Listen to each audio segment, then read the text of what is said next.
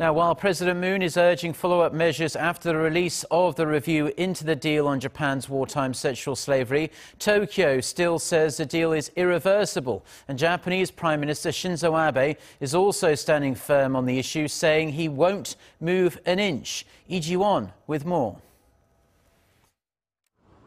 Japanese leaders expressed their strong distrust toward Korea and said they are firm on maintaining the controversial settlement deal on Japan's sexual enslavement of Korean women during World War II. Tokyo's Nihon Keizai Shimbun reported Thursday that Japanese Prime Minister Shinzo Abe told people that the agreement would not move an inch.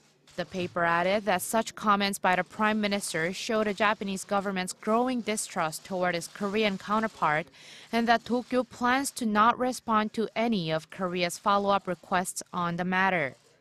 NHK also reported that Japanese Foreign Minister Taro Kono, who was visiting Oman, told reporters that if Korea chooses to ignore what the previous administration had done, it would be difficult to reach any kind of agreement with Seoul. He reportedly added that he had already told Korea's Foreign Minister Kang Kyung-hwa that efforts to change the agreement would make the bilateral relationship between Korea and Japan unmanageable. This comes a day after Korea's foreign ministry released a strongly critical assessment of the controversial Comfort Women Agreement reached in 2015 by the previous administration in Japan.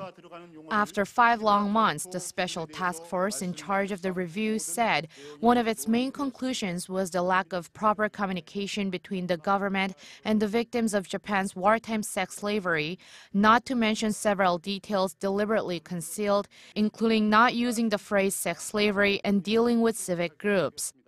Tokyo's official response came shortly after Wednesday's announcement, with Foreign Minister Kono protesting that there was nothing wrong with how the agreement was reached and that both sides at the time had agreed the issue was resolved finally and irreversibly.